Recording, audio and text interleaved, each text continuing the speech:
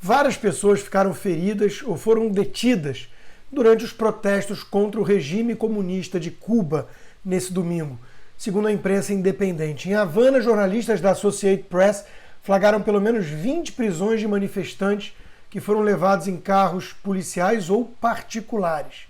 Também há relatos de pessoas que ficaram feridas em confrontos com a polícia, com a ditadura. Em Havana, um repórter da AP foi agredido por simpatizantes do regime e um fotógrafo da mesma agência de notícias foi ferido pela polícia. Em Camagüey, moradores denunciaram que a ditadura castrista enviou tropas especiais para reprimir os protestos e relataram ao menos 2 feridos em ação das forças da ditadura. A Anistia Internacional condenou a repressão da ditadura comunista. Pessoas foram feridas por tiroteios policiais, prisões arbitrárias, ameaças e ataques a jornalistas, incluindo um fotógrafo da agência AP. Disse Érica Guevara Rosas, diretora da Anistia Internacional para as Américas, na noite desse domingo.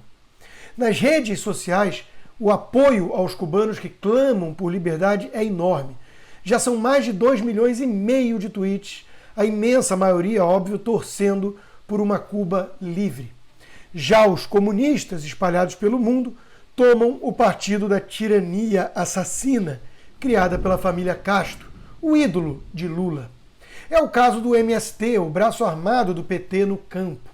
O governo convoca a população revolucionária a se insurgir nas ruas em defesa da revolução contra essas manifestações de caráter antirrevolucionário, escreveu a página oficial do MST. Observem o que se passa em Cuba, ou tentem, pois a tirania comunista cortou a luz e a internet, já limitada e capenga. E entendam por que todo totalitário quer desarmar o povo. Arma é liberdade. Milhões de escravos desarmados estão à mercê de milicianos lulistas, sem chance de defesa. Essa foi a pegada de várias mensagens também. Bárbara, do canal Te Atualizei, comentou: o povo de Cuba desarmado agora é alvejado pelos revolucionários que protegem a ditadura comunista. Que Deus proteja e livre esse povo. O canal Dama de Ferro sintetizou: o povo cubano é uma maioria desarmada. Deus os proteja. A advogada Flávia Ferronato foi direto ao ponto. O povo cubano está desarmado. Não é sobre armas, é sobre liberdade. Ioni Santos, líder ativista, corajosa na Ilha Presídio, pediu ajuda ao mundo. Eles reprimem e censuram. Chegou o dia que eles não querem aceitar que as pessoas já tenham dito basta. Sem internet, sem suprimentos e com as ruas tomadas pela polícia, é assim que a gente está.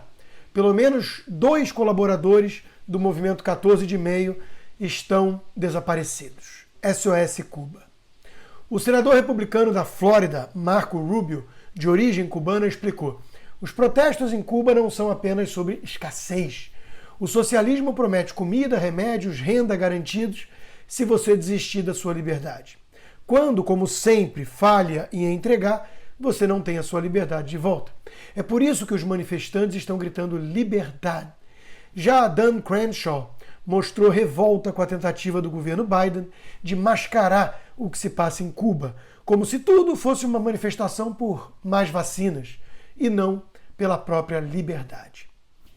O portal Senso em Comum lembrou quem são os aliados com o regime opressor cubano no Brasil, aqueles que nos acusam de antidemocráticos, na maior inversão cara de pau do planeta. Randolph Rodrigues é o queridinho dessa CPI circense e é também companheiro de Nicolás Maduro, que por sua vez é o braço direito do regime cubano hoje. E há, claro, os isentões, aqueles que garantem defender a democracia, mas sempre colocam um mais depois para justificar atrocidades oriundas da esquerda. A realidade cubana em nada se parece com as falácias repetidas pelos esquerdistas. O imitador de focas, por exemplo, escreveu: eu sou um defensor da democracia representativa e serei contra sempre regimes autoritários, mas o cara me perguntou se alguém já venceu na vida num país socialista. Ora porra, eu só falei o óbvio.